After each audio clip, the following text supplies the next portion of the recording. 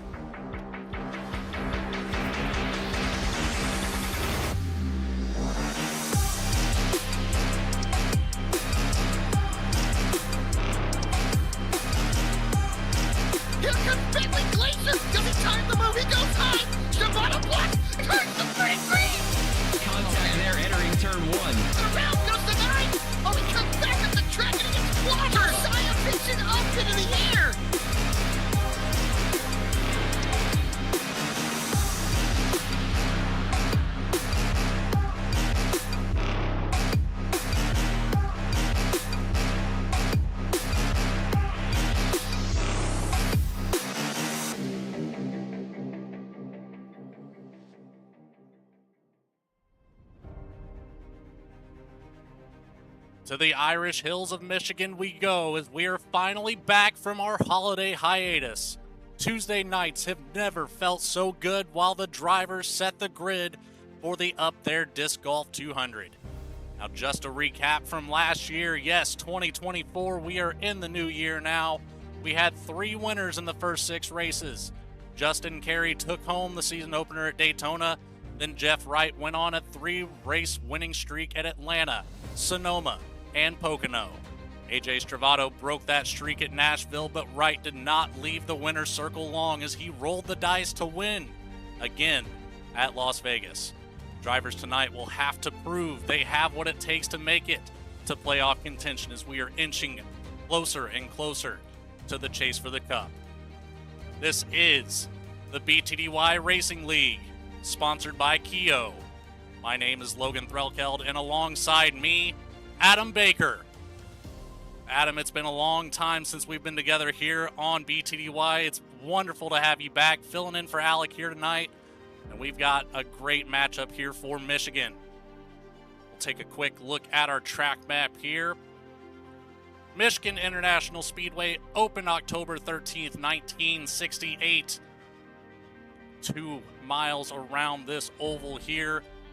18-degree banking in the corners and a 10-degree bank on the front stretch. Adam, Jeff Wright is carrying the points lead right now with 194 points. Give us a quick rundown what these drivers are up against with that 48 machine here. Yeah, Jeff is he is a force in these Xfinity machines, and season after season he's been right up there at the top of the standings. He's always going to be up there at the front of the field, so you're going to see that 48 car contending for the win probably once again tonight. But lots of great drivers in this league, and many with lots of success here at Michigan. I think back to a few seasons ago where Chris Samard actually got a victory at one of these 2-mile tracks. This can be a bit of a drafting type of track as well, with these high banks, the long straightaways. You got to keep your momentum up, and you got to try and keep the cars close to you. If they get too far away and get some clean air, they may be long gone. So Jeff Wright's going to probably try and do that. Any of these other drivers as well, they're going to try and get out there and get that clean air up front. But looks like AJ Servato with the win. Like you said, he's not too far back. None of these guys completely out of reach as we're getting close to the halfway point in this season. We are beyond the halfway point of the regular season, at least. Race number 7 here at Michigan. On the docket, we have Darlington next week, followed up with Martinsville. Mid-Ohio, another road course for us here after the road course at Sonoma, followed by New Hampshire and Charlotte to finish out the regular season. Then it's on for the chase. Kansas, Iowa, Chicagoland. Road course number 3, Watkins Glen. Dover, Atlanta, Bristol, and the championship deciding race, Auto Club. Now, these drivers have finished up their qualifying effort. Let's take a look at what we've got going on the grid now. As you're going through those tracks in the schedule, I'm just trying to eye a few where I might be able to get in the driver's seat and join these guys. Some really great stuff coming up for the rest of this season, so it should be a lot of fun to watch. It's going to be a blast here with Below the Double Yellow for sure. That is always a fact.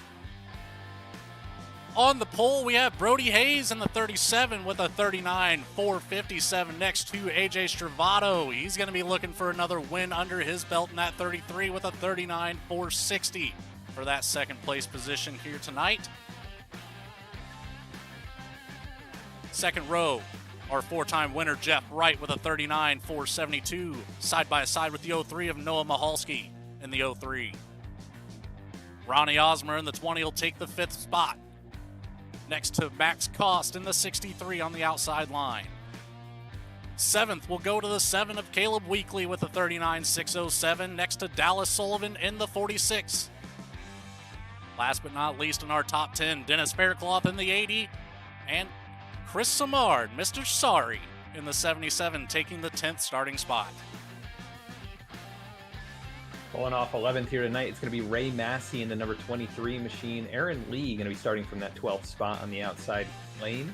Rolling off in 13th, it'll be Jake Mackey, the number 99. Alan Dice going to start from the 14th position in his number 5 machine. Rolling off from 15th, it's going to be Kyle Peacock in the 83.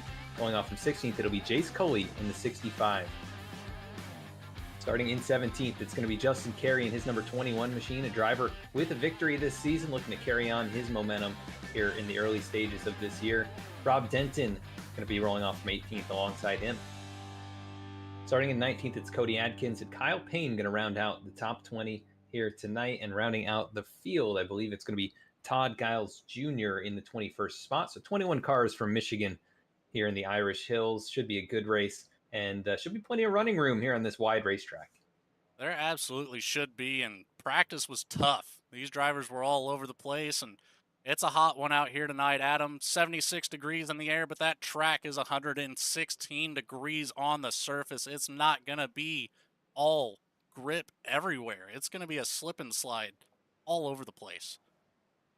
Yeah, and this is an older surface in general. It can be a pretty tricky track if especially with the high track temps. They're definitely going to be feeling the tires wearing as these runs go on. And yeah, going to be interesting to see who's able to manage those the best, who's going to have the outright pace as well. But definitely kind of a balancing act here at Michigan. It's going to be a fun one no matter what. I'm happy to be back. Welcome to 2025. And it is, of course, BTDY night in America. The pace car is off, and they are coming to that Geico restart zone, and we will be away shortly. Brody Hayes in the zone, and green flag is out. We are going for the Up There Disc Golf 200.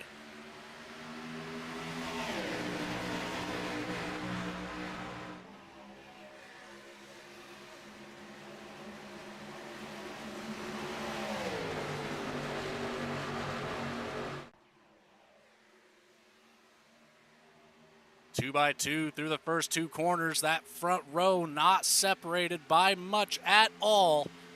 AJ Stravato to the outside. Brody Hayes on the inside, followed up by Wright and Mahalski. All drivers hungry for the first win of the new year. And the first lead lap is going to go to Brody Hayes. Brody got him by about a half a car length as they're going to race back down into turn number 1. Jeff Wright still working at the inside of Mahalski. 2x2, they go, the top 4. Behind them, we've got 3 wide. The number 80 of Dennis Faircloth, driver who likes that top side. He's up there by the outside wall trying to make it work, carrying the momentum down the backstretch. He's going to clear Max Koss. And next in line is going to be Ronnie Osmer trying to hold him off.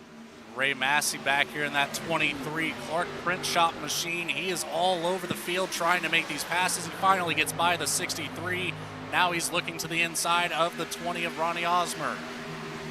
He's got the 7 up there close to the wall. He's got to get around both of them, but Massey currently sitting in 8th. He had the speed in practice. He has top 5 potential at a minimum.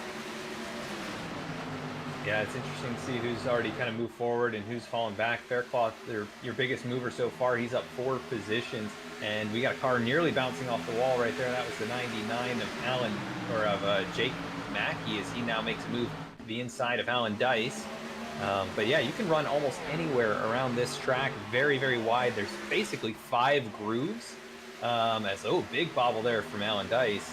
We have the camera on him, but yeah, anywhere is open for you to run around this racetrack. But the outside lane, it's going to carry a lot of momentum. It'll also eat the tires if you push too hard up there. So some of these drivers may be opting to run the low line and save their stuff. Noah Mahalski, though, he's using the low line, and he's going to go to the front.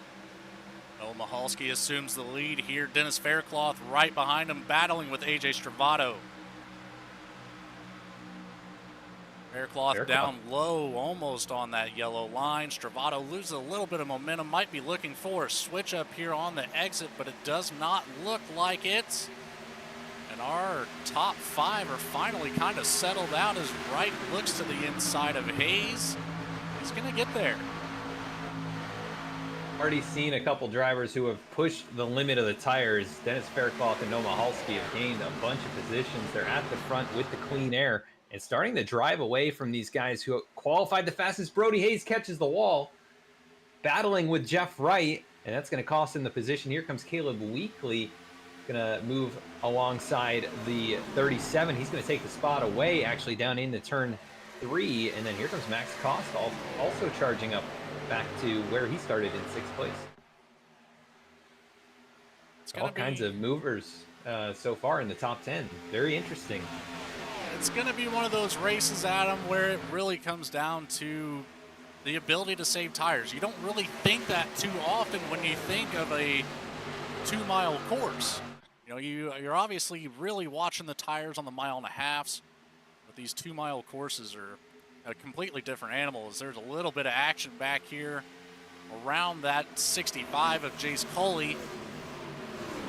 Had somebody get into the wall just behind him there. I think that was Cody Adkins, maybe caught it with the right rear, just a little scrub on the wall as battle for the lead to the line. Looks like Dennis Faircloth's going to have a nose out in front, so give the 80 a lap lead in his, appears to be a throwback scheme to either Steve Park or Michael Waltrip, the old Pennzoil car. And he's got the Sim Magic branding on there, and great looking scheme as always from Dennis as he is wheeling that thing by the outside wall.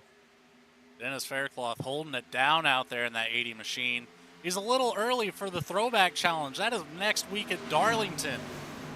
But he's getting the practice in early with that car. See how it feels, but it's going to be a totally different ball game at the Lady in Black. Yeah, he's practicing getting his Darlington stripes too.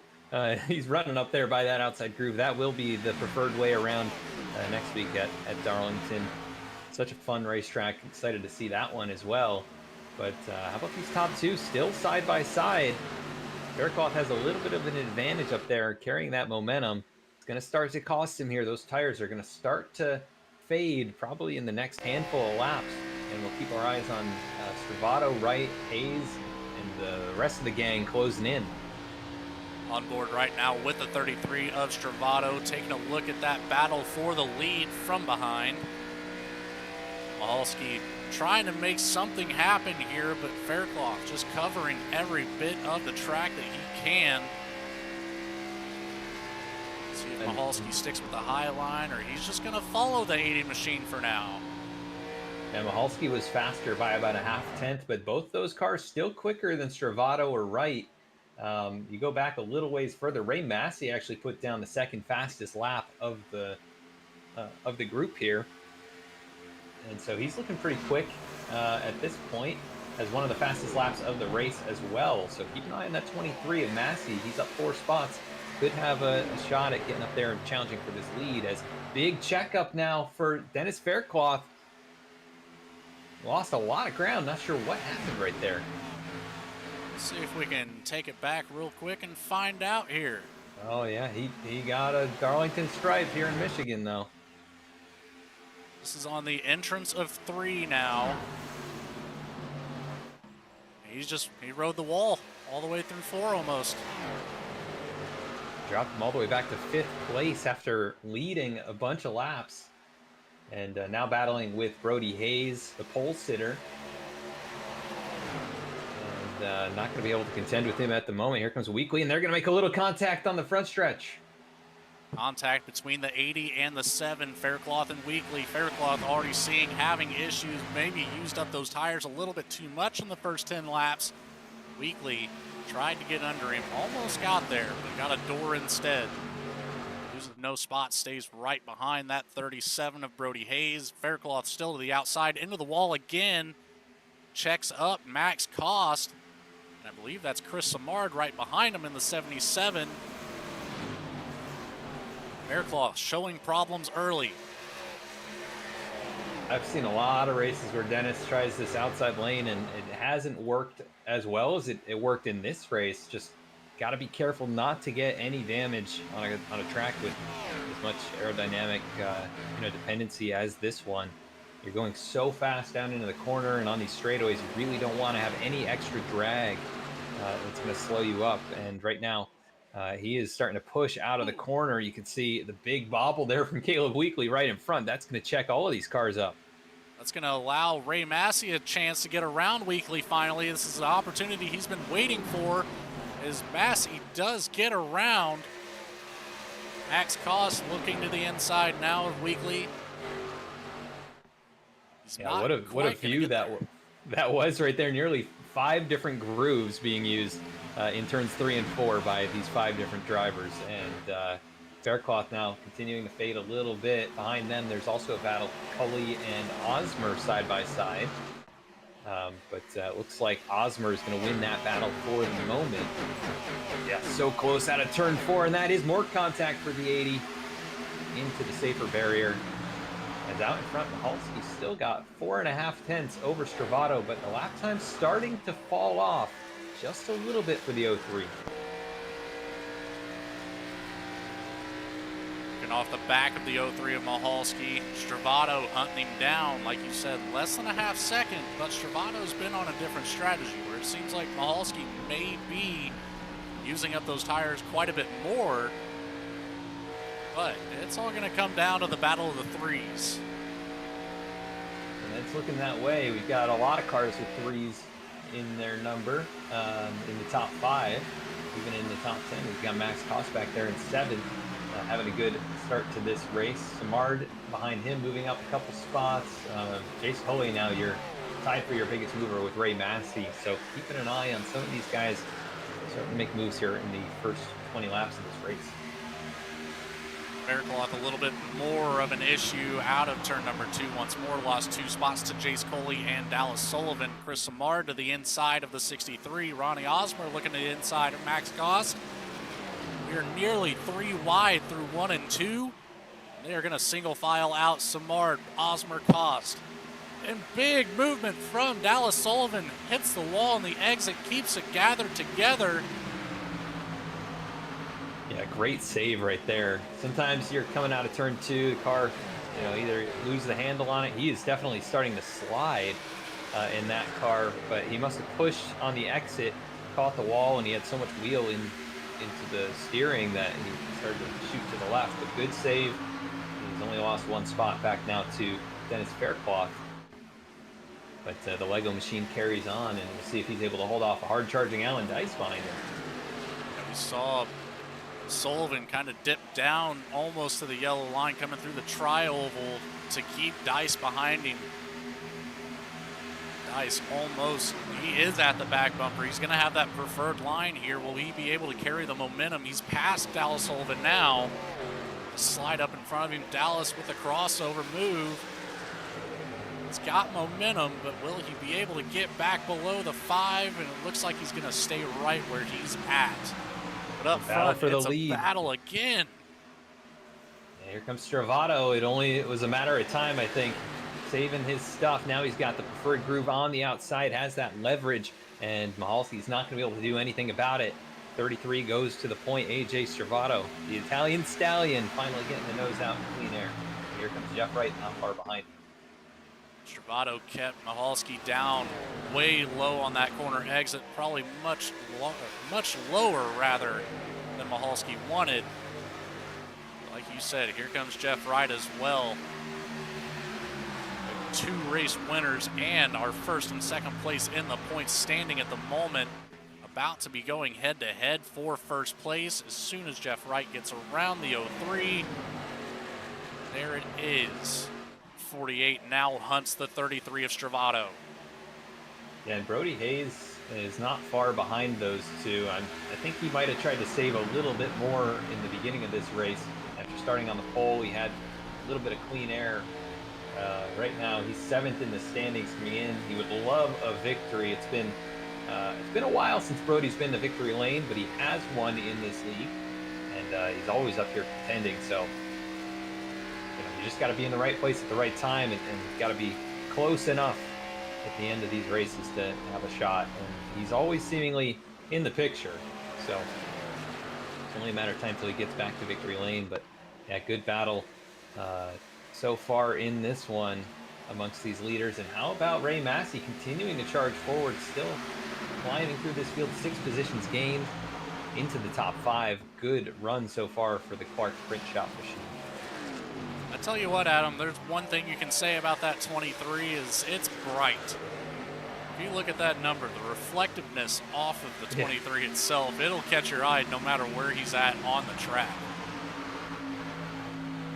Yeah, I love the metallic numbers.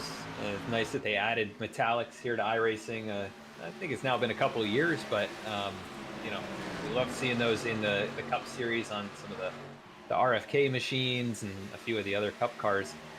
Definitely a nice look, and I really like the style there. I think Max Cost also has a bit of metallic in his number in the Zero machine and in those blue flames. It's a nice looking car. Absolutely. We've got a lot of nice looking cars here in BTDY. Yeah. There's one thing to say about that. The best dressed racing league, pretty much. These guys there's a bunch of painters in here, and they all put out great work. And yeah, great to see these guys always trying to put on, the best schemes they can week after week, as it is still AJ Stravato leading the way. And it's 1 car length back to Jeff Wright. Those two are pretty much nose to tail at this point. Brody Hayes is caught up to the back of Noah Halsey, so it's getting close here in the top 4. Right now we're looking about that 11th to 13th position right now. We have Sullivan, Faircloth, and Dice all battling it out, throwing haymakers left and right. Sullivan, is coming out on top now as he gets in front of the 80 of Faircloth. Nice, a little bit of a bobble back there. Does lose a position to Cody Adkins, but we have 5 cars right now under a blanket from 11th to 15th. Yeah, these guys, no strangers to each other. They've been all racing around each other for going on 4 or 5 years now. So these guys, they know how to race each other hard, and it's always fun to watch these guys duke it out. Well, yeah, up at the front, still Stravato hanging on. He's able to kind of manipulate the air. 48 of Jeff Wright able to pull him in on the straightaways just a little bit. And then Mahalski even using up the tires. Maybe he's kind of cooled them off here. And now Stabilize kind of learning some things from these drivers who've gotten by him.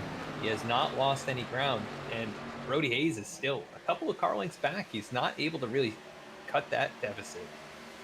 You know, not to knock Mahalski's skill by any means whatsoever, but if there's somebody you want to try and copy their line, it's one of these two drivers in front of him. Both drivers with wins on the season, Wright having 4, Stravato having 1. You really can't make a bad choice on who you want to follow in Mahalski's situation. Yeah, 2 of the all-time winningest drivers here in BTDY, and both of them champions. Yeah, really not a whole lot better company to be up there at the front with. Mahalski showing that he belongs here as he stays all over the back bumper, the 48, all the way around the track. 2 miles long, and he is separated by 10 feet.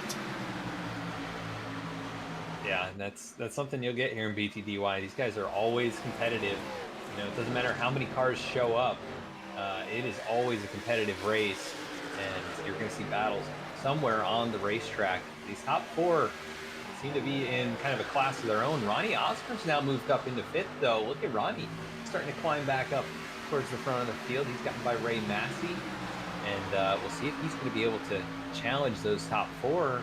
Chris Samard also starting to close the gap. So, yeah, this could get very interesting. We may have 7 or 8 cars under a blanket by the time we get to the pit cycle. We absolutely should, as we are just now a quarter of the way through this race. Stravato in the lead, followed by Wright, Mahalski, Hayes, Osmer, Samard, Massey, Wheatley, Koss, and Coley, your top 10 at the moment. If there were stages, they would have some points. But we don't do that here. We like winners.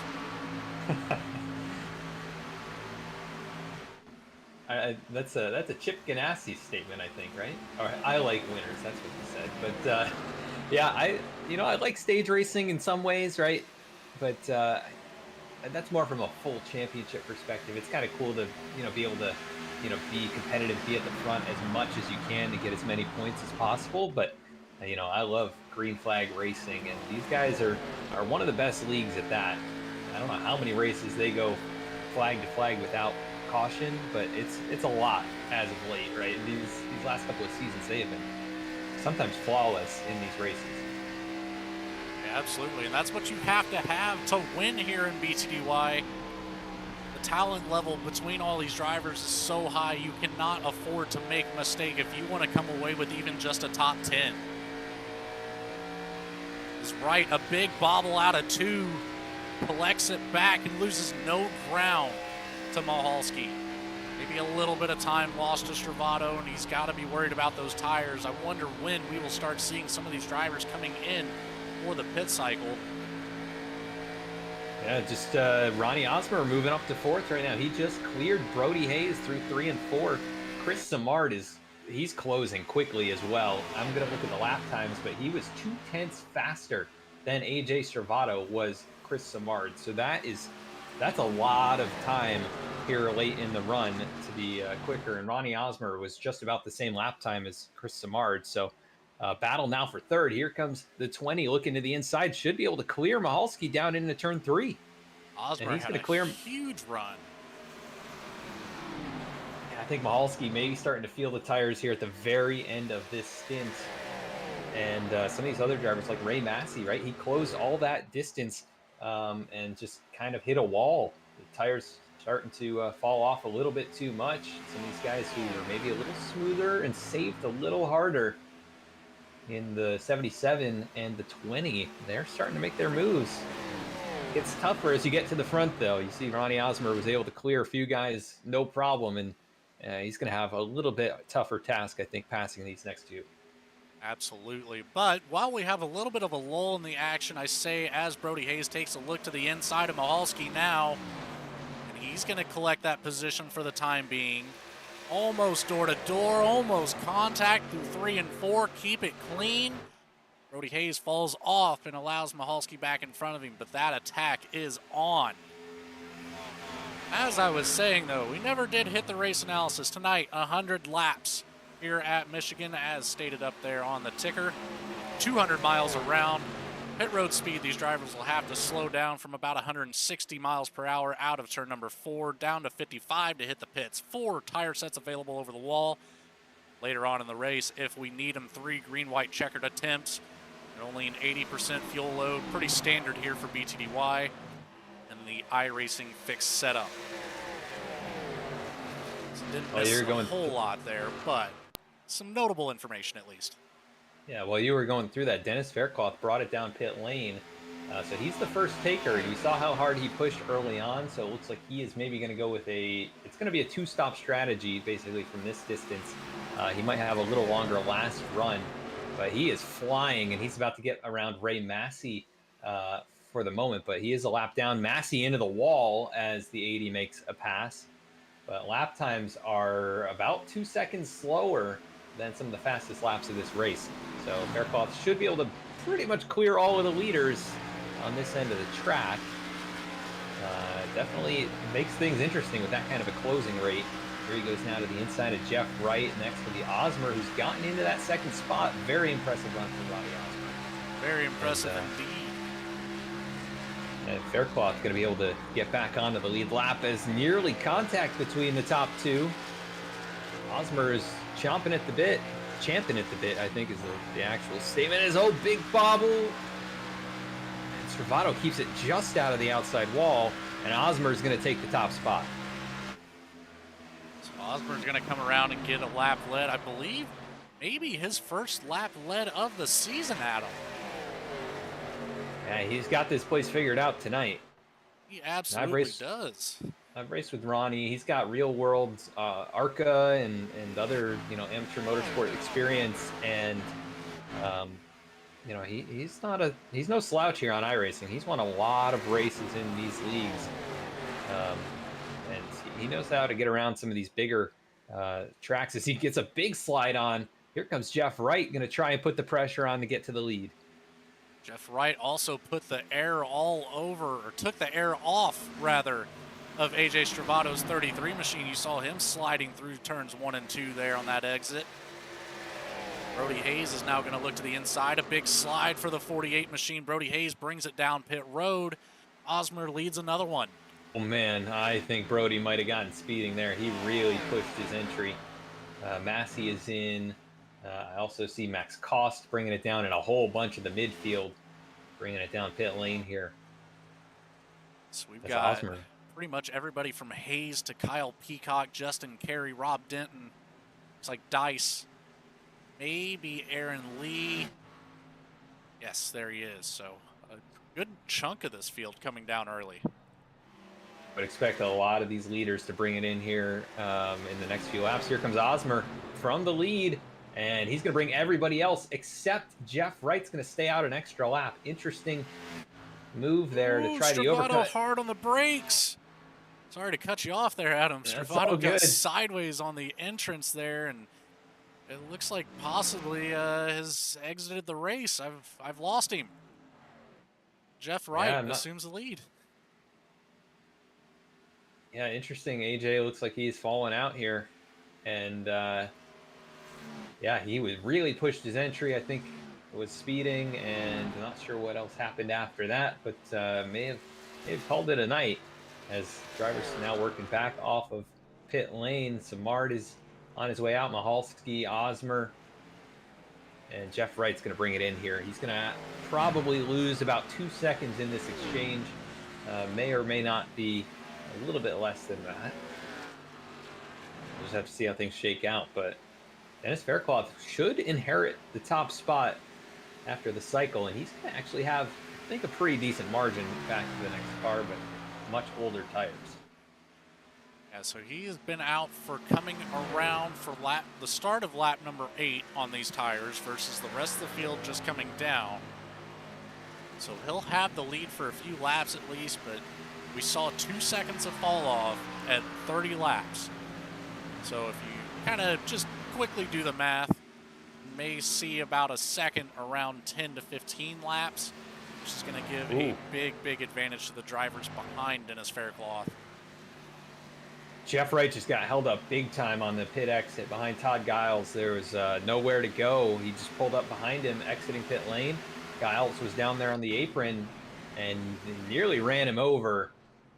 You'll see it here in just a moment, but close call for the 48, who came in as the leader and is your points leader with 4 wins. But yeah, look at this. Just 14 not quite up to speed on pit exit. He squeezes by just enough room for one car width. And 48 gets back on track, but he's in 5th place now, about 3 seconds behind Dennis Fairclough. It's not as bad as it could have been, but you know the 48 Yeah. has got to be upset about being held up like that. Obviously not intentional by any means, but still, whenever you're competing for a championship, every point matters. Jeff Wright does have a massive tire advantage over our leader Dennis Fairclough right now, but not so much over the rest of the field. Only about 2 laps from majority of the drivers out here. Does not equate to much by any means.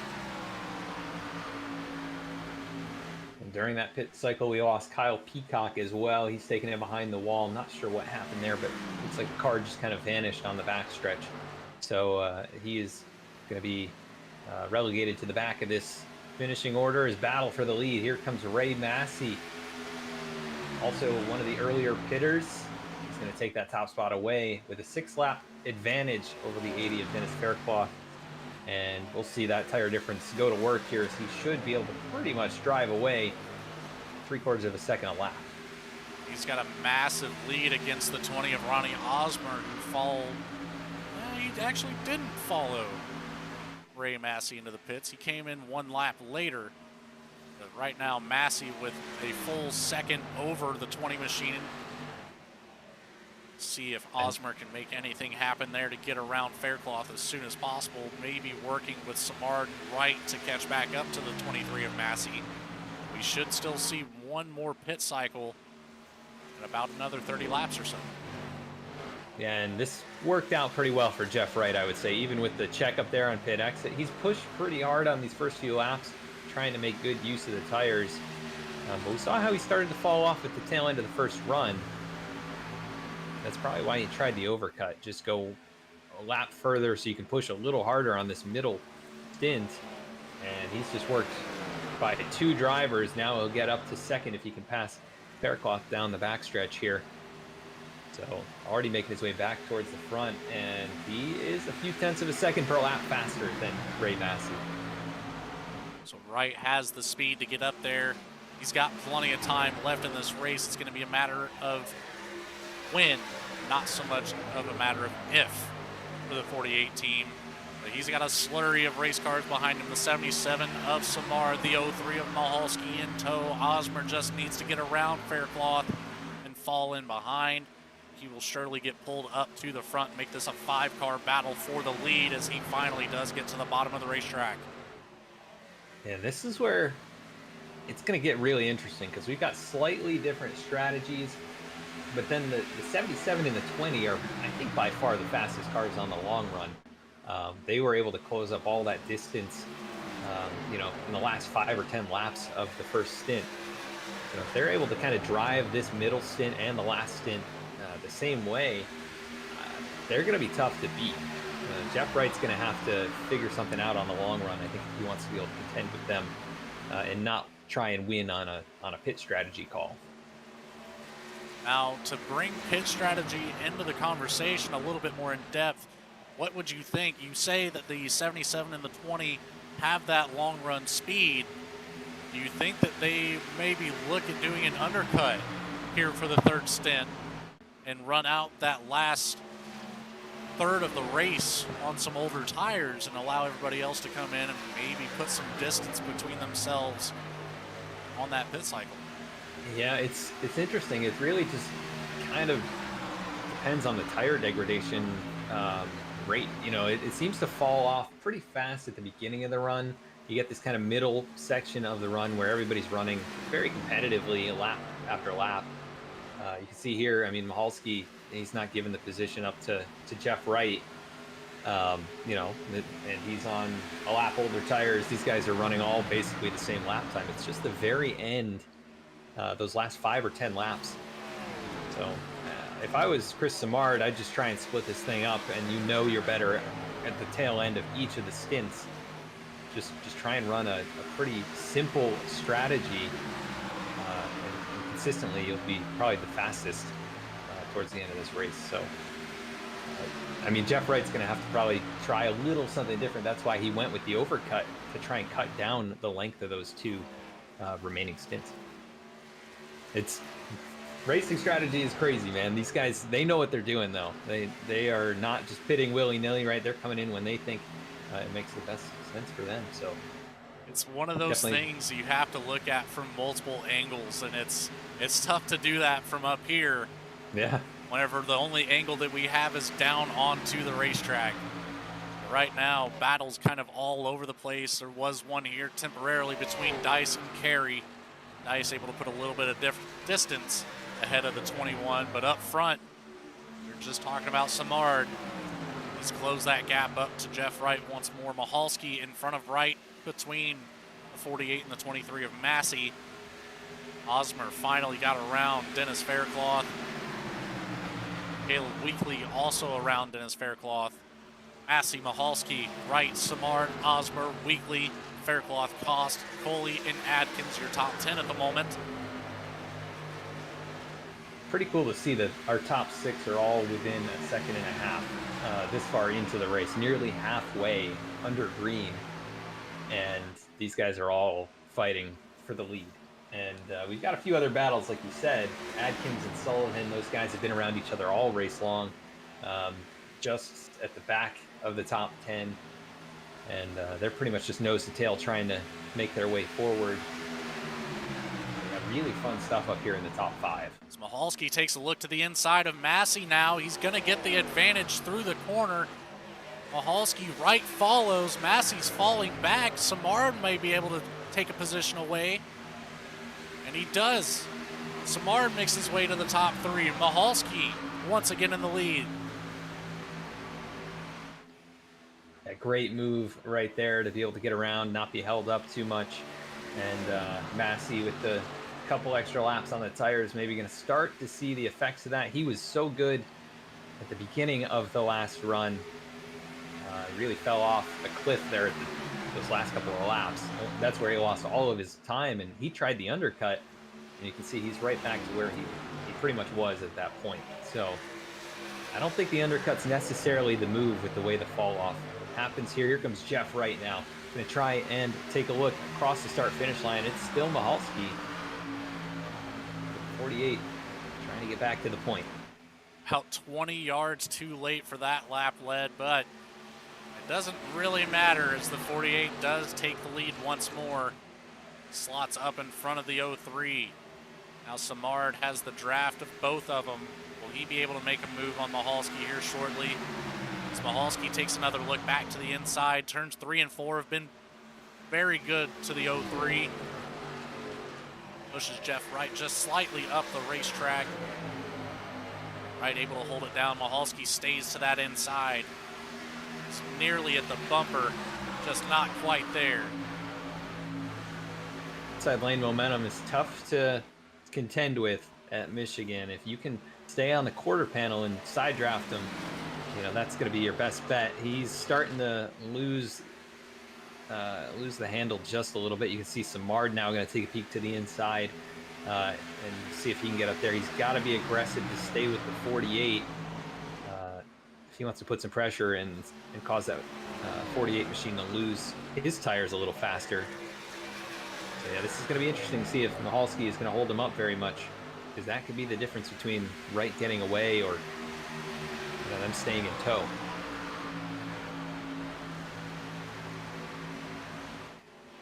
Well, Adam, we're halfway through this race, or just starting the halfway mark. What do you say we give the folks a little taste of what it's like to be at the track and crank it up for them? Sounds good.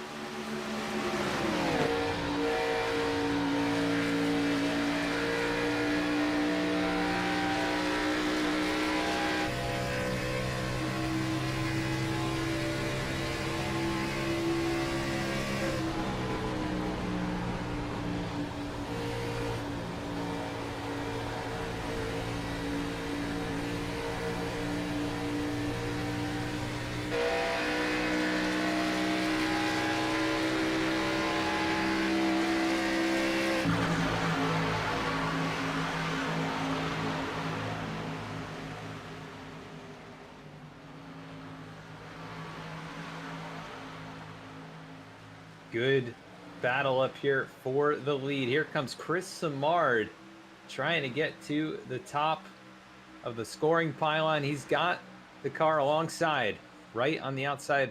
Samard to the inside. He's going to send it down into turn 3. Try and get alongside here. What's he going to be able to do out of turn number 4? Pretty much nose to nose, coming back towards the start-finish line. It's going to be a drag race to see who leads the lap. It's going to be Wright with that outside momentum, but Chris Samard on the move, as he has been all race long. He's up 8 spots from where he started, and this could be a good night for him to try and get a win. It's been a while, I think, for Chris since he's been in victory lane. I think it's been since Michigan, probably about 2 or 3 years ago. And he's been knocking on the door for a long time as well. Osmer steps out and takes the low line away from Mahalski here into turn number 3. I think Mahalski might have had to let out and not hit the wall out of turn number 2, or he did lightly tap the wall. But Osmer had all of the momentum out of that corner, got around him, put himself back up here in the top 3.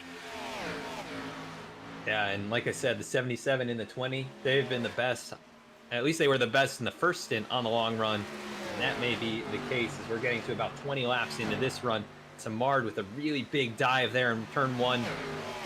Not quite able to make it happen that way. He's going to have to see if he can get some outside leverage on the 48, and that's a tough thing to do here at Michigan. You got to send it in and just hope it sticks, and then keep it pinned on their outside quarter panel. But Wright also pushing really hard off these corners. You can see he's starting to lose the handle, gets a little bit of a bobble there. So Chris Samard starting to put some pressure on. Got a battle for the top 10 spot between Hayes and Sullivan right now.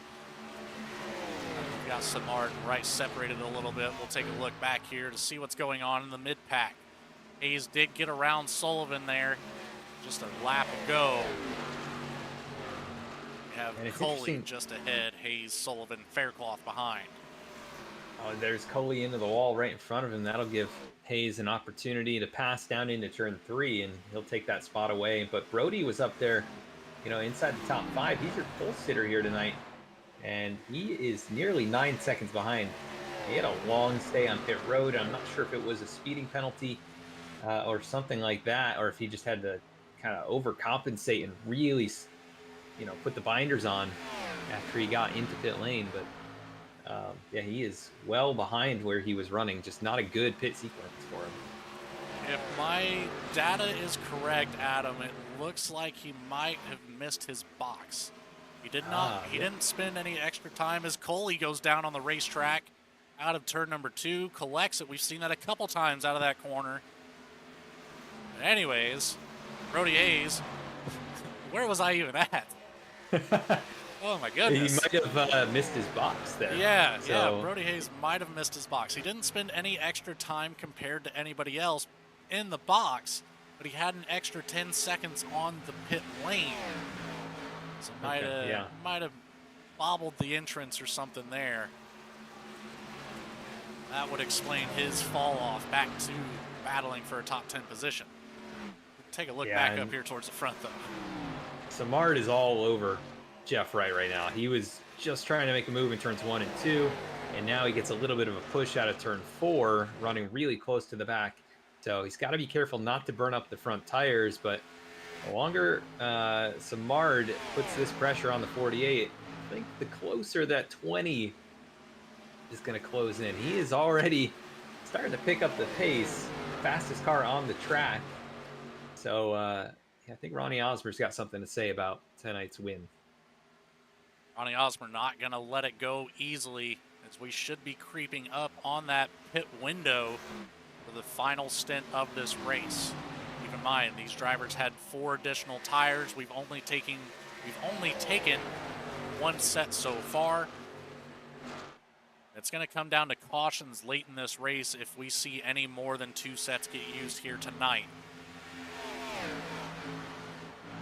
That lap again, Ronnie Osmer just a touch faster than Jeff Wright. You can see he's starting to use a little higher groove, trying to get clean air to the nose of his Chevy Camaro, and cuts it down the racetrack a little bit on exit. Starts to get a little bobble, but he is carrying good momentum off of turn 2 right now.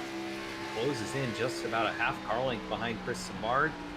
Samard's going to start to feel that pressure as well, and he's going to have to make a move. And Jeff Wright, things are going to get pretty interesting at the front. It looks like Wright maybe a push off turn 4.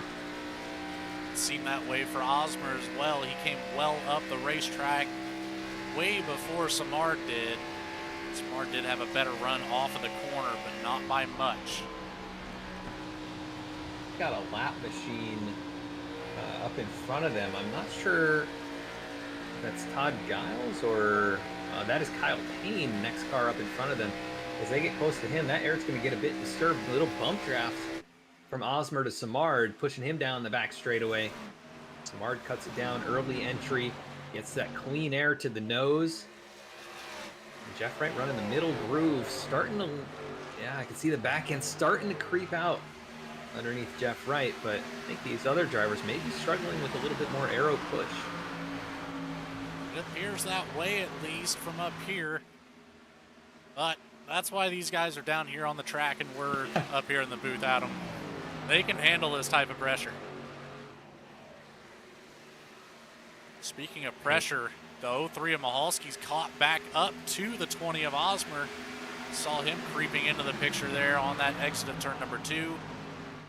And Mahalski looking to make this a 4-horse race.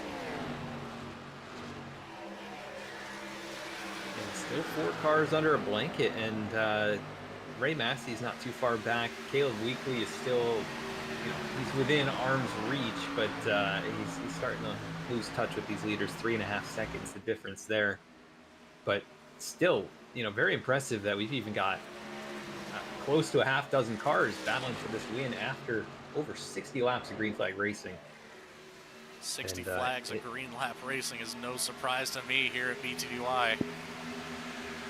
Mentioned it earlier, it's been a lot of races clean and green. We are setting up for another one here tonight. Samard closes right to the back bumper through turns 3 and 4. Jeff Wright maybe seeing the fall off happen. This is around that point where we saw Samard and Osmer really make their charge. There's fewer cars up here, there's less dirty air, so things are going to be a little bit different on this run. Chris he's working different lanes now, trying to find some kind of running room. Still has another cycle to make this move, but he's going to have to do something soon. Coming in on lap 64 here, I would assume we'll probably start seeing some of these drivers come down and make that longer run towards the end. Some of those guys that you mentioned have that long run pace. It's so hard to say. There's so many different strategies you could make in a race like this. It all comes down to that last lap. It might make sense to do the overcut, potentially. You just got to give yourself enough time to get up to the leader before the end of the race. I see Dennis Faircloth has brought it in already about 5 laps ago. So he started what may be his final run. And right now he's about a second a lap faster than the leaders. And he may cycle to the race lead once again. But it's not going to be quite the advantage, that it appears to be when he gets there.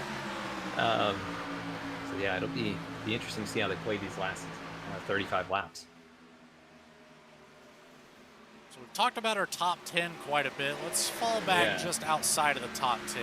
Cody Adkins, in the 55, sitting in 11th currently, with Justin Carey quite the distance behind, almost 8 seconds behind the 11th spot there, sitting in 12th, followed up by Jake Mackey right behind him. Alan Dice in the 5 will bring 14th spot to this second pit cycle. I'll be followed by Rob Denton, then Aaron Lee, and Faircloth, like you said, just came down for some fresh tires. He's 1 lap down, followed up by Kyle Payne and Todd Giles Jr. And Kyle Peacock and AJ Stravato out of the race. We did just have a change for second, as Ronnie Osmer had a fantastic run off turn 2. He got around Chris Samard before they got to turn 3. So that was a couple of corners ago, and Now we'll see if he's going to be able to get up there and challenge Jeff Wright. He's definitely faster. It's just a question of, does he have enough to make a pass? And these guys are looking a lot more even with Jeff Wright on this stint than they were at the tail end of the last one. We're still a couple laps shorter than we ran, but it's going to be pit time here pretty soon. You know, one thing I will say, Adam, having run against Jeff Wright, there's no sight that I want to see less than that 48 being in front of me. He makes that car so hard to pass no matter where you're at. It is as wide as the track is. So that 48 is no easy task to get around. Osmer has quite the challenge ahead of him as he's separated by almost half a second to the 48 team. But like you've mentioned multiple times, he has the pace to do so. It's just going to be a matter of an opportunity to see that window open and get that 20 machine, that blueberry colored Firelight Camaro around that Pepsi 48. Yeah, I'll tell you what though, these last handful of corners have not been good for Ronnie Osmer. Just looking at the lap times, he was over a tenth slower on the last lap. We do have a bunch of cars bringing it to pit lane right now. Yeah, a whole bunch have brought it down here actually, as the cycle is pretty much started. And Jeff Wright has extended the lead again on this lap. I'm not sure Ronnie getting around Chris was good for the two of them. I think Chris was actually a little bit faster, just had a bad corner, and this is maybe slowing them all up. Here comes Dennis Faircloth on his fresh tires, going to try and get back to the lead lap. You can see Ray Massey right there in front of him, just exiting the pit lane. So this will be interesting to see where Ray ends up in all this. He was quite good on the long run, you know, even on older tires. So we'll see what he's able to do. But if he gets around Jeff Wright, Jeff may bring it down. Not too much longer after that. Osmer does bring it down, followed by Samard and Mahalski. Osmer hard on the brakes, but I think he got it down to that 55-mile-an-hour pit speed. We'll have to keep an eye on his box time to see if he did cross over. Jeff Wright still in the lead, staying out one more lap. He's going to make this as short of a run as possible. He knows he's good on those short runs. He'll have that advantage at least for a little while until these tires start to even out. Yeah, and I think that was the difference on this run, as he's really close with Dennis Faircloth. Yeah, just the difference there, that one lap overcut for him basically equalized the advantage that Samard and Osmer had on the long run. And looks like that's going to be the same situation now. Whether or not those guys did a better job on their pit cycle remains to be seen. It looks like Samard did not have a great cycle there, as Osmer is well out in front of him. So just not a great job there on pit lane for the 77. About a 2.5-second difference on the pit lane between the drive and the box between Samard and Osmer. That does equate right to a, oh goodness, 3-second gap for Samard to Osmer. So it's not a small gap by any means. We've seen Samard close bigger. So Ray Massey, who's got 3-lap older tires, should be able to get around Jeff Wright, but this is not going to be quite as much of an advantage as you would have thought as well. Wright just exiting pit lane. Here comes Osmer, though. Osmer had a great cycle. He might be able to, now with the warmed up tires, might be able to get in front of the 48. We'll just have to see what he's able to do. Jeff Wright puts the hammer down. Ray Massey in that 23 Clark Print Shop machine. He is in the lead at the moment, not giving any extra draft to the 48. He takes it high up the racetrack into turn number 1. Takes the middle lane through the corner. Jeff Wright way low. Wright's going to get the advantage. Will he have enough room? No, he does not. He does. He does have enough room to get in front of Massey. So Wright back to the lead. Osmer behind Massey. It's a 3-car race.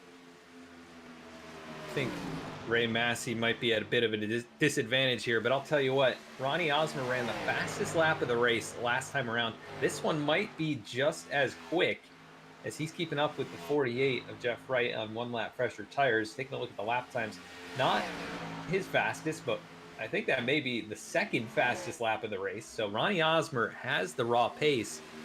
He's just got to make sure he doesn't burn his stuff up that much faster because he's got a tire disadvantage now.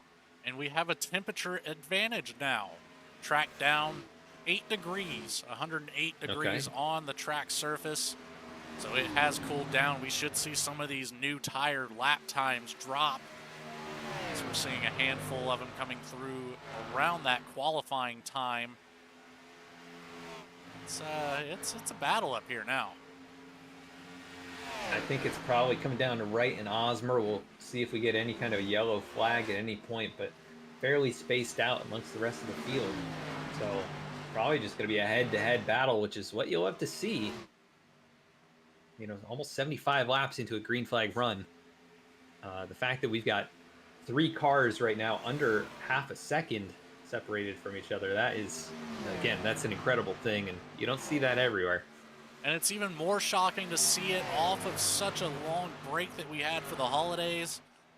We had nearly 3 weeks off there. Last race on December 17th was there at Vegas. So we're halfway across the country, different temperatures, different time frames, different time zones. Yet here we are with another clean race so far. 3/4 of the way through it. Jeff Wright leads it, followed by Osmer, Massey, Mahalski, Samard, your top 5. Weekly, Hayes, Faircloth, Cost, and Coley round out the top 10.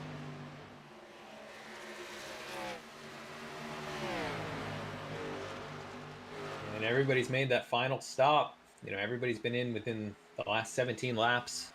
Dennis Faircloth's going to have to, he's going to have a long run to the end of this race, but he should be able to stretch it on fuel, and he might get out of here with his top 12 or 13. Maybe not what he was hoping for after starting 9th and running up there all the way to the top spot. But now the leader's catching up to some lap traffic. That's the 14, Todd Giles, who was a little bit in the way of the 48 on the exit of pit lane. He'll not be in the way this time. Jeff goes right on by. Here comes Osmer, not going to catch him in the best spot. So that'll hold him up just a little bit more. So Ronnie Osmer, he pushed really hard those first 2 laps. I'm not sure if he's saving just a tiny bit right now, but he's not really keeping up as well with the 48 maybe he'd like. You know, one thing's for certain, Adam, we have had these pit stops based off of the tire wear. We haven't talked at all about this 80% fuel load and what kind of lap capacity we have in the fuel tanks. So it's, you know, we had, who was that? Faircloth in the 80 came down way earlier than everybody else, about 10 laps sooner than the rest of the field. Will he be able to stretch it out to the end and keep himself up here in a top 10 spot? Or is he going to have to come down one more time for fuel? I think he's going to be right at the edge of what's possible in these cars. Going to have to go over 40 laps on fuel. He might already be in save mode, potentially, to try and stretch it to the end. So I think he was hoping maybe that, you know, we get some type of a yellow flag at some point. He was obviously very good on the short run, climbed all the way from 9th to 1st, but as these long runs have gone on, he's been off cycle just a little bit, and just gets more and more off cycle every time he's made a pit stop. So yeah, he's going to be hoping for a yellow flag, probably either way, to get him to the end on fuel or just to get a reset and have a shot up there at the front. Right now, Sullivan getting help. That's from the 21 of Justin Carey, who's a lap down at the moment. He's the second one in line for that lucky dog. Aaron Lee in the 32 currently holds that spot, but Rob Denton is in the sights of the 48 and the 20. Not too much further to go before they catch up to the 93. A lot of this field in the back half is falling a lap down now as Wright, Osmer, Massey, Mahalski, they keep turning fastest laps on the track. Right now, around that 40.5-second mark. Yeah, they're setting a blistering pace right now, and nobody else really within within a tenth of a second per lap, really. of those top two. They are flying out there, and you got to wonder that maybe they're pushing just a little bit too hard. Maybe drivers like Noah Mahalski or Chris Samard might even have a shot before it's all said and done if they push a little too hard up there at the front. Tough to say. Did want to report on the 21 of Justin Carey. It looks like he got some type of a speeding penalty on exit, and that's why he is a lap down. Otherwise, he'd be probably about 30 seconds further up the road and still on the lead lap. Fair enough, as we saw Mahalski make a move around the outside of the 23 of Massey last lap in turns 1 and 2. So Mahalski back up into the top 3. It's time for him to chase down the top 2. He's got a gap to do it, though. Almost 2 seconds up to the 20 machine of Osmer and a lap car to get around still yet. Be the 32 of Aaron Lee in front of Mahalski. Could potentially give him a slight advantage on the backstretch with a little bit of a draft. But he's going to need a whole lot more than that to catch up to Wright and Osmer. He was the fastest car on the track last time around by about a half-tenth over your top 2. He's going to need more than that to get there, but like you said, might have a little advantage down the backstretch. We'll have to see if the next lap he's going to be quicker. But Jeff Wright and Ronnie Osmer very close in lap time. I don't know if the clean air is just going to be so much of an advantage, and that 1 lap tire advantage that the 20 of Osmer is not going to be able to overcome it. But we'll have to see. He's been really good in the very beginning of these runs and the very end of these runs. So we still got just under 20 to go. I think we'll start seeing him either close or fade in about 10 laps. We've got a battle back here for the 9th spot between Coley and Sullivan. Coley in that 65 on the low line, Sullivan on the outside in the Lego machine. Going back and forth here for this 9th position. Last couple of laps, Sullivan finally with an advantage out of turn number 2. Coley slots in behind but looks low once more. He's going to send it in and get door to door with the 46. Will he have enough on the exit? He slides up the racetrack. He does not. Sullivan tags the wall just a bit on the exit of turn number 4, but has about a 2-car advantage over the 65 machine. Max Cost right in front of him, being hunted by both of them. Cost to the low line and Sullivan to the outside where he's found the speed. Yeah, this is going on all inside the top 10 as well. Good race for all 3 of these drivers. Jace Coley up 6 positions from where he started. He's trying to improve upon that. So, yeah, nice top 10 runs so far for each of these drivers. Dennis Faircloth just outside the top 10. Cody Adkins is not too far behind all of that action. So he's probably hoping that they get to battling a little bit more. He might be able to close in and might be able to get himself a top 10. There's only... also, Brody... Go ahead, Adam. I was going to say Brody Hayes is closed up on Caleb Weekly. That would be for 6th. And as Brody tries to recover from the first pit cycle, he's not too far behind his teammate as well. Chris Samard's just a couple seconds up the road. So he might be able to get up there and climb back into the top 5. Brody's been fast as anybody here tonight. Just unfortunate to be put behind off of the pit road issue. We were talking about some of the movers in this race, and you mentioned Coley up 6 positions. There's only 2 more that have more positions gained than the lead rookie. And that is the 23 of Ray Massey, followed up by the most gained in the 55 of Cody Adkins with 8, Massey with 7, Coley with 6. So it's a lot of movement coming from the back of the pack, middle of the pack, all over the field. Even the whole top 5 have gained positions to get to where they are currently. Yeah, very lots of movers in this race for sure. I'm just looking at the gained and lost. Yeah, almost nobody has stayed in the same position as where they started this race. Yeah, Chris Samard starting to close in on Ray Massey. He's just under a second behind him. That could be a good battle for a position inside the top 5, but still a ways yet to go in that battle. I see you're taking a look there. Jake Mackey, Alan Dice, 12th and 13th. Allen up one spot from where he started. Same for Jake. He'd be trying to take that position away from Jake Mackey if he can get around. Goes to the top side here. And trying to get that momentum. You can see these guys already starting to wiggle just a little bit, and the marbles starting to fly around. Lots of rubber has been put down on this track after nearly 90 laps of green flag racing. 88 in so far, coming around for lap 89. Like you said, a fantastic race so far. We've seen battles in the front, we've seen battles in the mid, and we've seen battles in the rear. Right now, we're looking at the battle for 8th.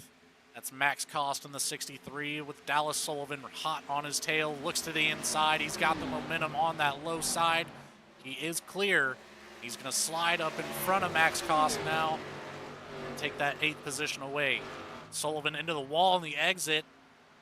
Cost gets low.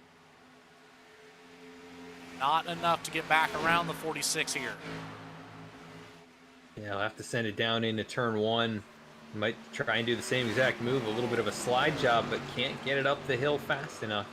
We did just see a bright neon machine drive on by these guys. That's Dennis Faircloth. He brought it down, so that either he didn't feel happy with his performance, on the old tires, or he was going to run out of fuel potentially to the end. So he's just decided he added an extra pit stop. Right now, 16th, trying to get back to the lead lap. Has to hope for a caution. If he can get around the 32 of Aaron Lee, he'll be in that lucky dog position, barring he's not involved in the caution. But we've been back here quite a bit. Let's take a look at the 48 machine and that gap to the 20. Ronnie Osmer back a second and a half now to Jeff Wright. Jeff Wright coming around. We're going to be at 10 to go here this time by Wright, looking to add another one to the record books here. 4 wins on the season already, looking to make it 5. Does anybody have anything for the 48 machine? Yeah, it was looking like he maybe didn't have the pace early on in this race. He did get to the lead, kind of lost it there for a few laps, and then pretty much since that second pit cycle, he did the overcut, and he's been essentially flawless since that point. No one has gotten really back past him under green flag conditions. So gonna be tough to beat him. Osmer is the only one who would have a shot at it. He's still losing a little bit of ground. I don't think Jeff is saving anything at this point. Under 10 laps to go. I think it's pedal to the metal, and he's trying to get far out in front as he can. As he should. It's honestly at this point his race to lose. With almost a 2-second gap back to second, he's just hoping that nobody brings out that yellow flag. Right now, the closest battle on the field between Cost and Sullivan for that 8th position once more. It's looking pretty good down there on the pit lane for the 48 team. Yeah, I'd say so. Pretty well dominated this race. I'm not sure how many laps led in total, but it's going to be a pretty good amount for the 48 machine. Osmer really had a great race going. Chris Samard, if he had been a little better on that final pit sequence, really could have had a shot at it as well. And stuck in traffic here in this run, has lost a bit more time than I'm sure he liked. But lap times are very good for the 77 right now. Just too far back. So still hoping for that top 5. It looks like he might even be able to get up there and battle with Ray Massey in the closing moments of this race. But yeah, it would have been interesting to see him up there, especially on the long run.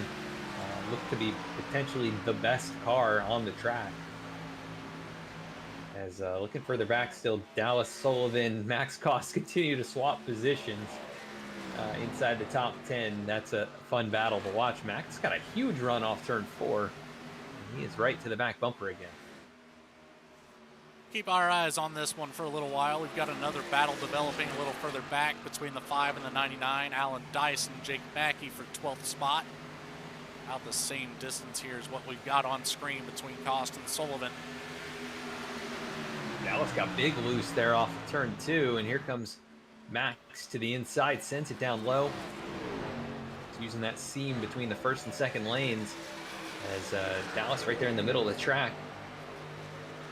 Able to keep up the momentum. Max didn't quite come up the track probably as much as he needed to carry that speed. And they've got the 21 of Justin Carey right in front of them. I think he's on a couple lap fresher tires, but looks to just kind of be cruising right now, a lap down. And he's providing some air to each of these drivers at different moments. And I don't know if it's helping or hurting them, but it's definitely affecting that battle. It's very hard to say, and we'll bounce back here to the 12th spot between Dice and Mackey. Not quite as much action as what we have with Cost and Sullivan at the moment. Those two seem to really be trying to take away that position from one another. Mackey and Dice almost seem to be just turning laps. However, believe it or not, that is the same gap back here for 12th and 13th as it was for 8th and 9th. 5 laps to go. Jeff Wright is not far behind that battle between Alan Dice and Jake Mackey. Just a handful of seconds behind, actually. Just about 5 seconds back from this battle. Yeah. That's something to say. Almost 2 miles ahead.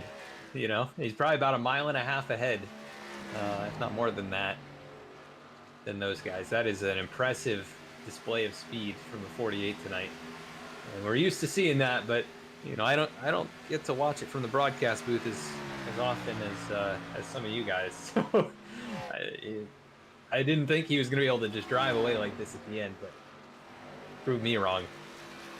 With a 2-second distance back to second place, we're coming around for 3 to go for Jeff Wright to take home the win here with the Up There Disc Golf 200 at Michigan.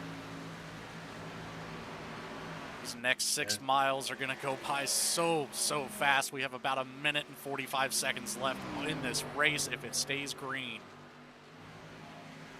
And Mahalski's not far behind Ronnie Osmer. That's only about 6 or 7 car lengths. And then Chris Samard's probably about that same distance behind Ray Massey. So those are a couple battles inside the top 5. These final few laps, they're still pretty far apart from each other, but this is a time where the tires really do start to fall off the cliff. So if anybody's pushed a little bit too hard, we might see some positions change hands here in the final moments. But an eye on Mahalski here and see if he's got anything for Osmer. Yeah, Noah ran a great race here tonight. Started in that 4th spot. He was up here and led some laps.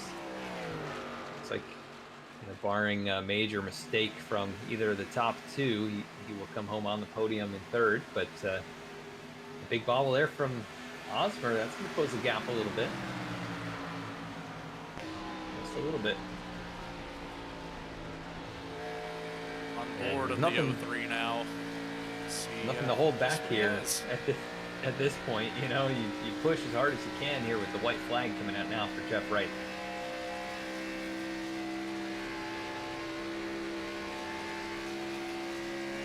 So this race is official. No caution can be thrown at this point as the 48 makes his way down the back stretch here. Nobody stands in his way for race number 5 on the season. Win number 5, rather, in race number 7. And back here, Mahalski got within about 2 or 3 car lengths. He's going to try and get it off turn 4, but it's not going to matter to the race winner. Jeff Wright wins the Up There Disc Golf 200 at Michigan in drag race. It was much closer than it was looking to be, and Osmer is able to hold on for the runner-up spot. Just a half a tenth between those two. Great battle coming to the line. Great job there by Noah Mahalski to give us a little bit of action coming to the stripe. Here comes Max Koss, going to try the same thing. It's going to be close. And Jace Coley's going to hold on for 9th. One more battle. Yeah, a lot of battles coming to the start-finish line here. Dice does look to have the advantage, but Mackey took that top line. Dice is going to close off the bottom. Mackey did not have enough to get around for that 12th spot. Like you said, nonetheless, the winner here tonight, Jeff Wright, 5th time on the season. First win in the back half of this regular season, and first win of 2025 for the BTDY crew. As Jeff Wright's going to come down to the start-finish line and burn these tires off once more. Well, maybe not so much in the grass. Watch out for that wall. Yeah. Yeah, he found it. He's costing the crew a little more time in the body shop as well as another set of tires. But yeah, what a great race here for Jeff Wright. 54 laps led. Really dominated the last half of this one, and a well-deserved win. It very much is. We'll send it to a quick commercial break, and then we'll come back, go over our final results and interviews with our top 3 right here on VSPEED.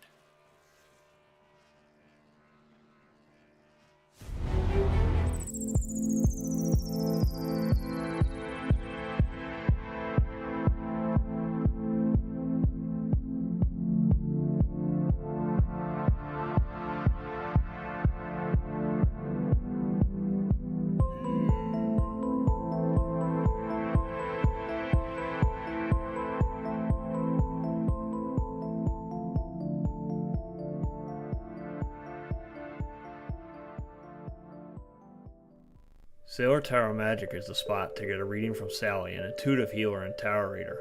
Known as the nurturing reader at New Jersey street fairs, you can also check out our YouTube channel for lunar and astro readings, as well as our Instagram for live weekly readings. Her rates are affordable, and you will leave with a newfound perspective. Sally is now offering an introductory class on tarot cards and intuition, and is available for parties. Call or text 732-314-0777 to schedule your reading today.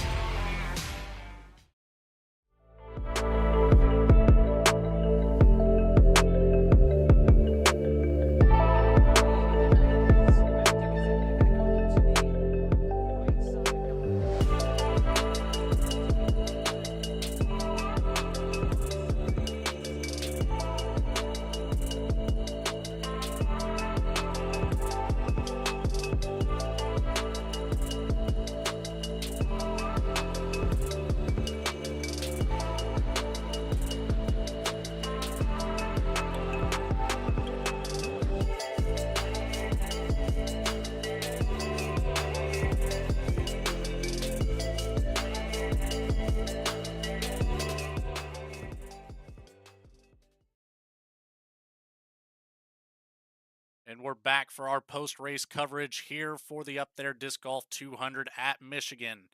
Take a look at our final results here. Obviously, Jeff Wright takes home the win here tonight, the 5th one on the season. 13 lead changes all race long, 100 laps of green flag running, no cautions here tonight. Ronnie Osmer takes the 20 to the 2nd spot here in the results, followed up by the 03 finishing out in 3rd, Noah Mahalski. Ray Massey will take the 23 up to the 4th spot. followed up by Chris Samard in the 77. 6th will go home to Brody Hayes in the 37, followed up by the 7 of Caleb Weekly in 7th. I see a trend here, Adam. I don't know about you, but a lot of numbers matching up with their final results. But Dallas Sullivan takes the 46 to 8th, followed by Jace Coley in the 65 and 9th. Last but not least in the top 10, Max Cost in the 63. 11th here tonight was Cody Adkins. 12th, Alan Dice after a close battle with Jake Mackey, who comes home in the 13th position. Finishing 14th was Rob Denton. 15th, Dennis Faircloth. 16th was Aaron Lee. 17th, Justin Carey. 18th, Kyle Payne. 19th, Todd Giles Jr. 20th was Kyle Peacock. And rounding out the field tonight, an early exit after running up towards the front, AJ Stravato. Not the race Stravato was looking for, but we do have a couple of drop weeks here in the regular season to use. So if you're not having the greatest night, you might as well use it. We'll get right down into our interviews with our top 3, starting out with the 3rd position of Noah Mahalski. Get him down here in the booth and talk to him. Can't seem to find him here, though. It's the problem. Do you have any eyes on him? Noah Mahalski. Yes, I'll bring him in here. That's perfect. All right. There we go. There's Noah. Noah Mahalski. You got How Logan we and doing? doing all right. You got Logan and Adam up here in the VSPEED booth. You know, obviously not a win here tonight, but you cannot be upset putting that 0-3 on the 3rd spot on the podium by any means whatsoever. Gained 1 position here. You started out there in 4th, finished in 3rd. Not too bad for you. 10 laps led as well.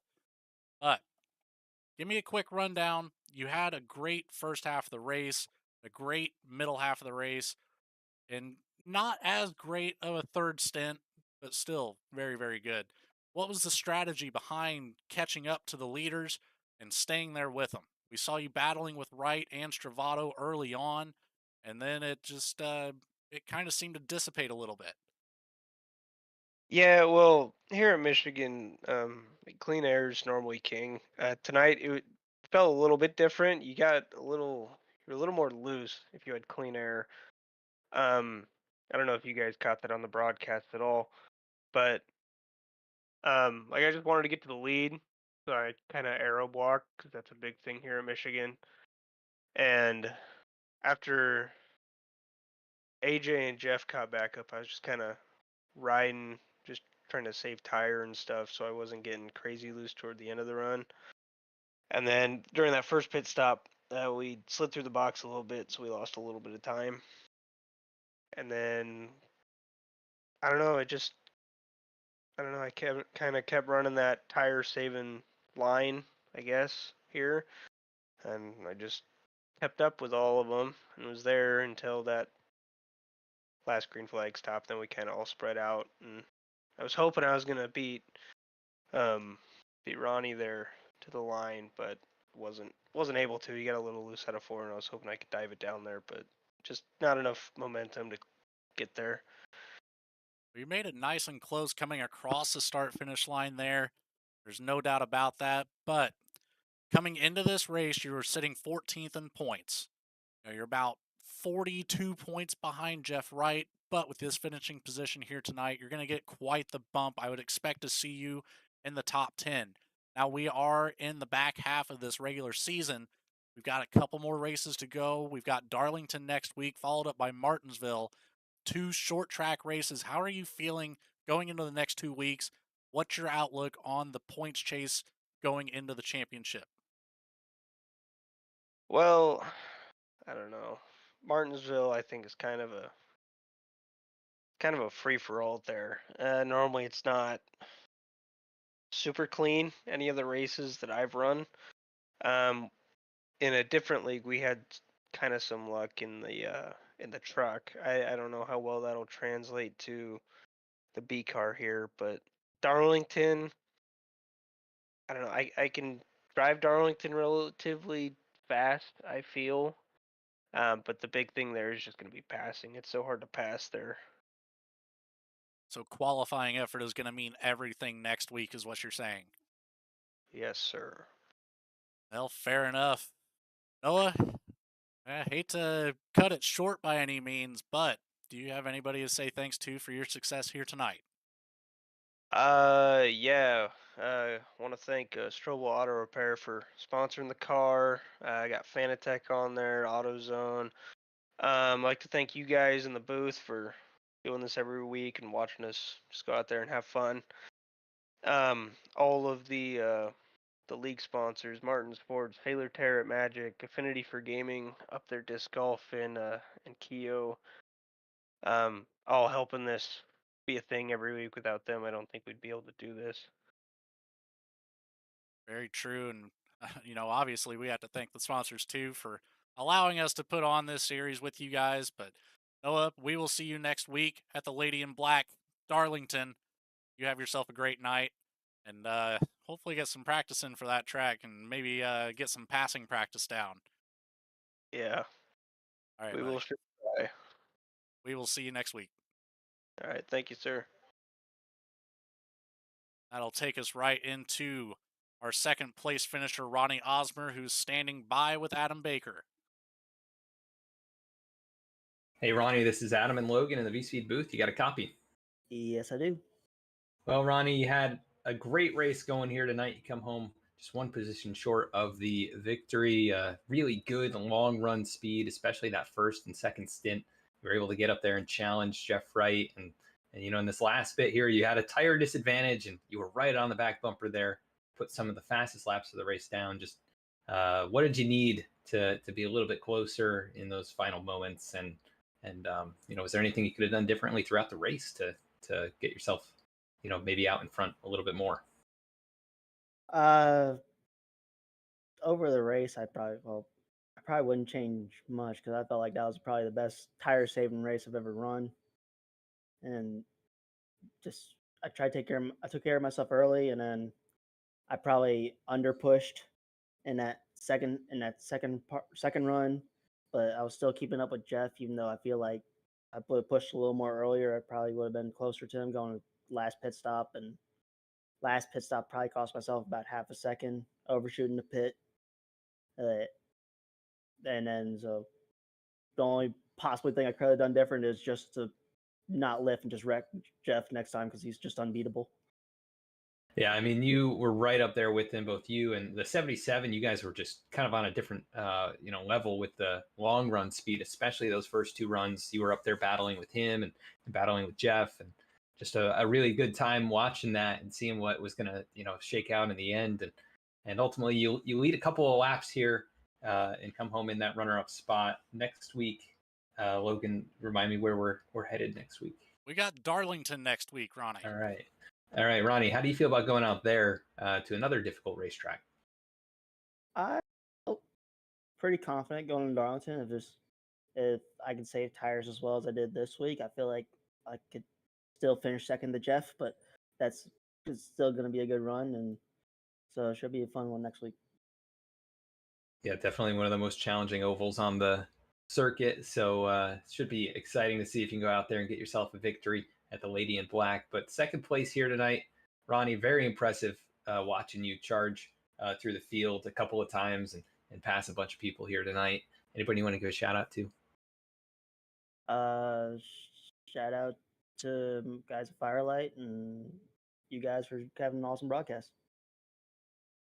Thank you so much, Ronnie, for the time here after the race, and go celebrate, and we'll catch you next week at Darlington. All right, thank you.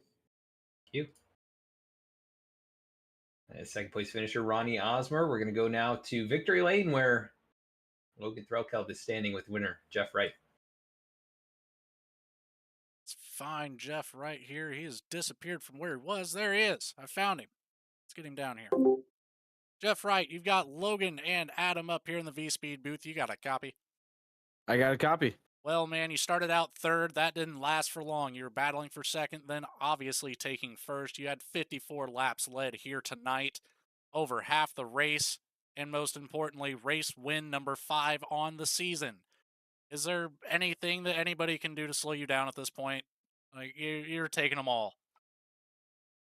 We're I guess making it making it good on ourselves as far as points go, right? With bonus points, those wins are going to mean a lot come chase time. So that's the goal in the regular season, right? To get as many wins as possible, and try to get those bonus points, try to set yourself up for the championship, because that's the end season goal, right? Is winning that championship. So yeah, we're off to a really good start here. A couple other really competitive guys had some trouble tonight. AJ being one of them, my teammate. So felt bad for him. He got I think got into it a little bit with another car, got the wall a little bit, and then just kind of a cluster on pit entry for him there. So really unfortunate for AJ. I knew he was going to be a big factor tonight, but I mean, still, it was a really good race. Up front, battling for the lead with Ronnie and Noah, Chris too. Chris was really fast there through that second stint, was challenging me for the lead. So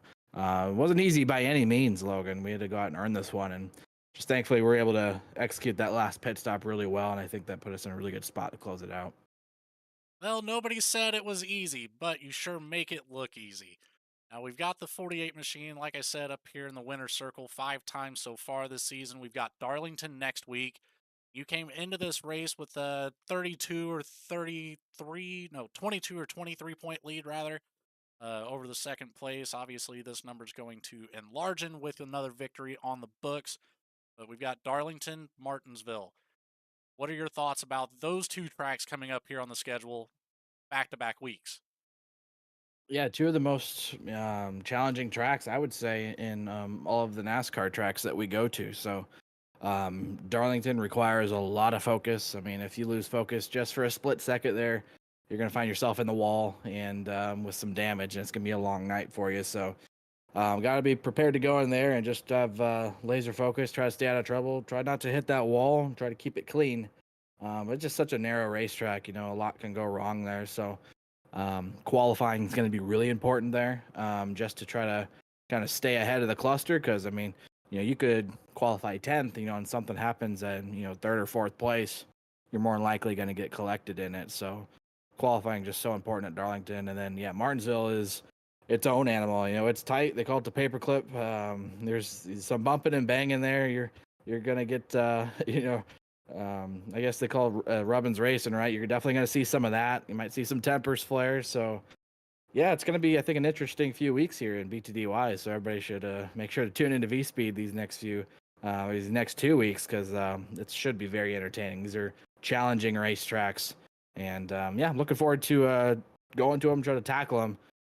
But I know we got some guys that probably specialize in those tracks. I think we might see a return of Bailey Turner. He's really good at Martinsville. Darlington as well. So he wasn't here tonight, but I wouldn't be surprised if we see some other big names join for those races. Absolutely. Love to see a full field here on these short tracks. It always makes for some interesting racing. But, Jeff, is there anybody you'd like to say thanks to for getting this win here tonight? Yeah, thanks to the V-Speed. You guys do awesome work broadcasting, and nice to be back here, I guess, after 2 off weeks. So we hadn't had any racing going on for a while, or at least in the leagues that I've competed in. So it's fun to be back out here on the racetrack. It'll be fun to watch this one back, watch all the really good battles, especially there with Ronnie and Noah. And big shout out to League Admins of BTDY putting these events on, and all of our sponsors here that we have in this league: Affinity for Gaming, Up There Disc Golf, Southern Terrent Magic, Martin Esports, and KHIO for all that they do.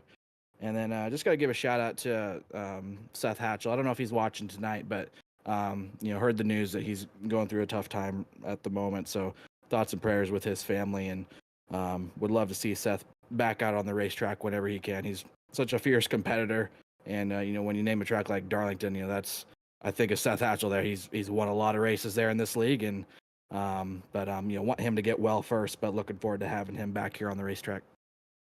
Absolutely. Well, thank you for your time, Jeff, and we will see you next week, buddy. All right, thanks, guys. Appreciate it. And like Jeff said there, BTDY, one of the most challenging leagues that we cover in terms of driving. And, Seth Hatchell, the 8 car, we haven't seen him on track for a couple weeks now.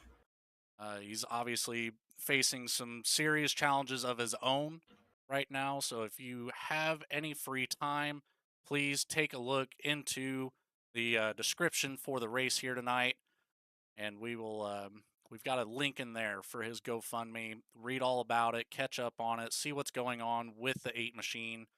And if you have an opportunity to possibly donate, please consider it.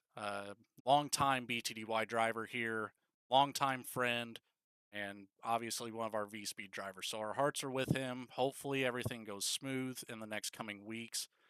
But more importantly, excuse me, Adam. More importantly, we've got the Lady in Black next week. It was a fantastic race here tonight at Michigan for the Up There Disc Golf 200. We've got more action coming at you in the coming weeks. Adam, any closing thoughts on the race here tonight? Yeah, just kind of a master class there by the 48 this evening, and really, just great performance in the second half of the race from him. Really fun watching these guys save their tires and kind of duke it out on the long run. And like you said about Seth, we love Seth here. He's been a good friend to VSPEED, the whole team, this league. He's a 2-time champion, a great guy, and definitely, if you have the means, check out the GoFundMe in that video description, and we'll be supporting him as much as we can from our side, and BTDY has already stepped up big time to donate to him as well. So if you have the means, of course, appreciate that for him, and thoughts and prayers for him, and hoping that he can be healed up and get back here soon. So to me, that's more important than Darlington. See him back here on the track with us at some point, but I'm excited for Darlington next week as well, Logan. Absolutely, and we are back in mid-season form to carry out the last half of the regular season. Only 5 more races until it's playoff time. You can catch us again on January 14th at 8:30 Eastern for the BTDY Throwback 180 at Darlington. If you enjoyed tonight's coverage, be sure to like and subscribe so you never miss another race. For everyone behind the scenes at VSPEED, my co-host here tonight, Adam Baker, Bradley Cooper behind the scenes, Eddie Smith, Morgan Cook, I've been Logan Threlkeld. Good night, and we will see you next week.